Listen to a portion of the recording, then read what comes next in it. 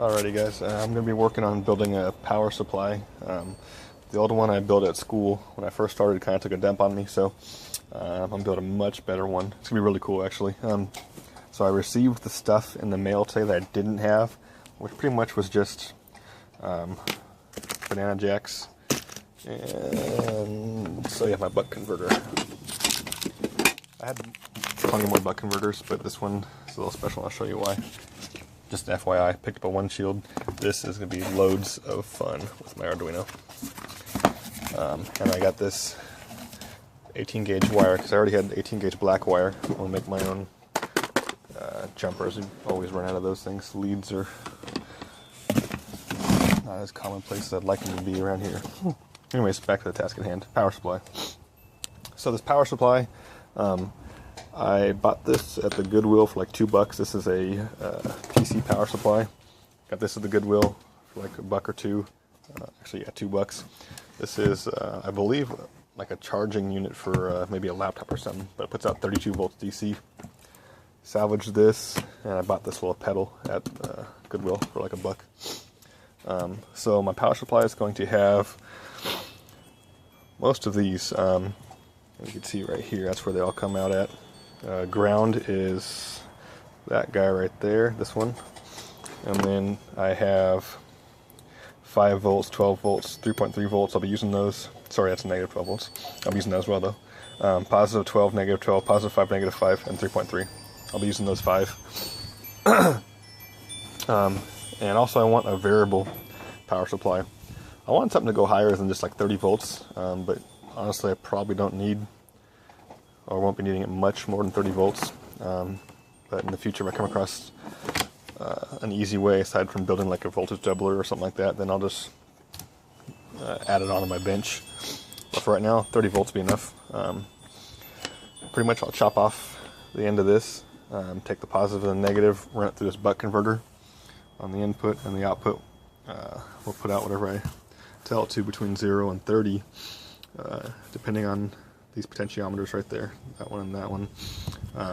The reason I bought this thing is because it has an amp meter, and it also has, you can control the current you're putting out, which is really nice. I figure if I'm going to build this power supply, I might as well go all the way. Because I had a few more buck converters like these little, or this one's got an LED on it, or sorry, a 7-segment display on it. This one's really nice, kind of a lot of power, but no display at all. They have these little generic ones that can't handle much power, and they don't have any displays of any kind. So I decided I'll go all out, might as well. So this thing's got volts, amps, and you can control your voltage and your amperage. I'm going to unscrew these, yank this thing off, desolder these pots, and replace them with multi-turn pots. These are multi-turn as well, but I'm going to have some bigger multi-turn pots with knobs, obviously, so it's more usable. Like I said, I got my banana jacks. I think the format I'm going to go with, I'm not going to use the dual banana format. I think what I'll use is obviously red for positives, black for negatives, but I'll have one single ground. So this is kind of a rough sketch of a ground up top, and then I'll just have like a positive 12, negative 12, positive 5, negative 5, 3.3. Then I'll have my little buck converter over here, have my volts, my amp display, 2 knobs controlling the voltage and the amperage. And this little guy right here, this doesn't have much to do with the power supply, but it's just going to be really handy, I think. Pretty much I've realized over the course of building my projects that sometimes your hands get too full and you can't push a button you need to push, when you're testing something. So I'm going to use this pedal. I'm either going to fix it on the side of my bench so I can hit it with like a knee or something, or I'll just keep it down here either way so I can step on it. I'll chop off this barrel jack and connect it to these 2 banana jacks, so I'll have a spot where I can plug in where a switch would be for a device, and I can activate it, right here while I'm holding components or pieces together or whatever it may be. I might use just posts instead of banana jacks, we'll see. So for sure this is going to happen. Something I'm thinking about adding on is a decade box. I kind of want to add on like a, not like one of not like one of these things. It's not going to be a little switch and all that crap. It's just going to be our switches. I just want, honestly, like a really big pot that's multi-turn. If I could find them, like a log scale 1 megohm multi-turn pot, that would be awesome. I'll add that in. If not, I might do like 3 or 4 of some higher values, like maybe 100K or something above that, pots, and I have them in a line so I can just turn and get up to like 500K ohms or something like that.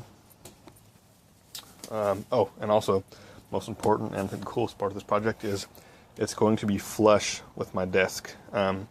So I'll have it housed in here. I have tons of space, so I'll yank out the function generator, and I have tons of space behind the scopes. So it'll be wired, and it'll be all down inside my desk. But if you were to look at my desk, it'll just be flat with it. So it'll be like, take my router, and I'll kind of just zip out the area I need to put it in.